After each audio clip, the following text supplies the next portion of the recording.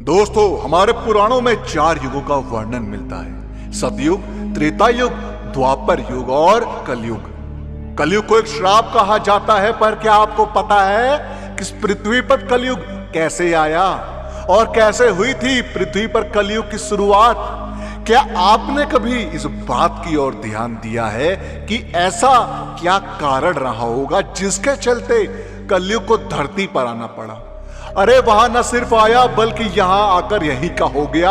तो आखिर क्या रहस्य है कलयुग के धरती पर आगमन के पीछे? तो आइए जानते हैं। दोस्तों, पौराणिक मान्यता के अनुसार जब धर्मराज युधिष्ठिर अपना पूरा राजपाट परीक्षित को सौंपकर अन्य पांडवों और द्रौपदी समेत महाप्रयाण हेतु हिमालय की ओर निकल गए थे, उन दिनों स्वयं धर्म बैल का रूप लेकर गाय के रूप में बैठी पृथ्वी देवी से सरस्वती नदी के किनारे मिले। गाय रूपी पृथ्वी के नयन आंसुओं से भरे हुए थे, उनकी आंखों से आंसू बह रहे थे। पृथ्वी को दुखी देख धर्म ने उनसे उनकी परेशानी का कारण पूछा। धर्म ने कहा, देवी, तुम ये देखकर तो नहीं रो रही हो कि मेरा बस एक पैर है, या तुम इस बात से दुखी हो कि अब तुम्हारे ऊपर बुरी ताकतों का शासन होगा? इस सवाल पर पृथ्वी देवी बोली, हे धर्म, तुम तो सब कुछ जानते हो, ऐसे में मेरे दुख का कारण पूछने से क्या लाभ? सत्य, पवित्रता, क्षमा, दया आदि गुणों के स्वामी भगवान श्री कृष्ण के स्वधाम जाने की वजह से कलयुग ने मुझ पर कब्जा कर लिया है। पहले भगवान कृष्ण के चरण मुझ पर पड़ते थे, जिसकी वजह से मैं खुद को सौभाग्यशाली मानती थी, परंतु अब ऐसा नहीं है। अब मेरा सौभाग्य समाप्त हो गया है। धर्म और पृथ्वी जब आपस में बात कर ही रहे थे कि इतने में असुर रूपी कलयुग वहां पहुंचा और बैल और गाय रूपी धर्म और पृथ्वी को मारने लगा। राजा परीक्षित उसी मार्ग से गुजर रहे थे जब उन्होंने अपनी आंखों से यह दृश्य देखा तो वह कलयुग पर बहुत क्रोधित हुए। राजा परीक्षित ने कलयुग से कहा, दुष्ट पापी, तू कौन है और क्यों इस निरपराध गाय और बैल को मार रहा है? तू महाअपराधी है, तेरा अपराध क्षमा योग्य नहीं है, इसलिए तेरी मौत निश्चित है। राजा परीक्षित ने बैल के रूप में धर्म और पृथ्वी के रूप में गाय देवी को पहचान लिया था। राजा परीक्षित उनसे कहते हैं, हे धर्म, सतयुग में आपके तप, पवित्रता, दया और सत्य, यह 4 कारण थे। त्रेता युग में 3 चरण ही रह गए और द्वापर में तो 2 ही रह गए, और अब इस दुष्ट कलयुग के कारण आपका एक ही चरण रह गया है।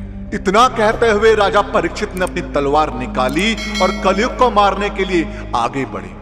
राजा परीक्षित का क्रोध देखकर कलयुग थरथर कांपने लगा। कलयुग अपनी राजश्री वेशभूषा को उतारकर राजा परीक्षित के चरणों में गिर गया और क्षमा याचना करने लगा। राजा परीक्षित ने भी अपनी शरण में आकर कलयुग को मारना उचित नहीं समझा और उससे कहा कि कलयुग, तू मेरी शरण में आया, इसलिए मैं तुझे जीवन दान दे रहा हूं, किंतु अधर्म, पाप, झूठ, चोरी, कपट, दरिद्रता आदि अनेक द्रवों का मूल कारण केवल तू ही है। तू मेरे राज्य से अभी निकल जा और फिर कभी लौट कर नहीं आना। कलयुग ने राजा परीक्षित की बात सुनकर कहा कि पूरी पृथ्वी पर आपका निवास है। पृथ्वी पर ऐसा कोई स्थान नहीं है जहां आपका राज नहीं है, ऐसे में मुझे रहने के लिए आप स्थान प्रदान कीजिए। कलयुग के कहने पर राजा परीक्षित ने काफी सोच विचार कर कहा, असत्य, मद, काम और क्रोध का निवास जहां भी होता है, इन 4 स्थानों पर तुम रह सकते हो।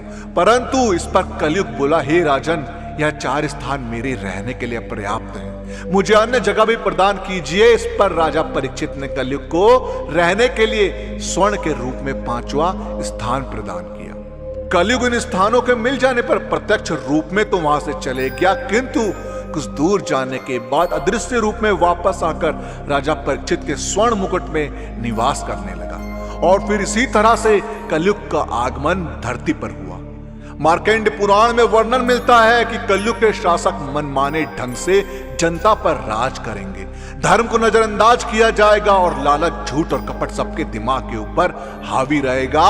लोग बिना किसी पश्चाताप के हत्यारा बनकर लोगों की हत्या भी करेंगे। संभोग ही जिंदगी की सबसे बड़ी जरूरत बन जाएगी। लोग बहुत जल्दी कसम खाएंगे और उसे तोड़ भी देंगे। लोग मदिरा और अन्य नशीली चीजों की चपेट में आ जाएंगे। ब्राह्मण ज्ञानी नहीं रहेंगे, क्षत्रियों का साहस खत्म हो जाएगा और वैश्य अपने व्यापार में ईमानदार नहीं रह पाएंगे और पाप अपने चरम पर होगा।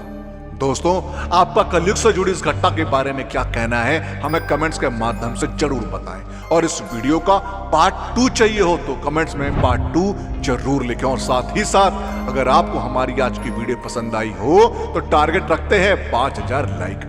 अब 5000 लाइक इतने ज्यादा तो है नहीं, तो इस वीडियो को लाइक और शेयर करना ना भूलो। जिन लोगों ने अभी तक हमारे चैनल को सब्सक्राइब नहीं किया, उनसे मेरी गुजारिश है कि हमसे जुड़े रहने के लिए और ऐसे ही और भी वीडियोस देखने के लिए हमारे चैनल को सब्सक्राइब जरूर करें।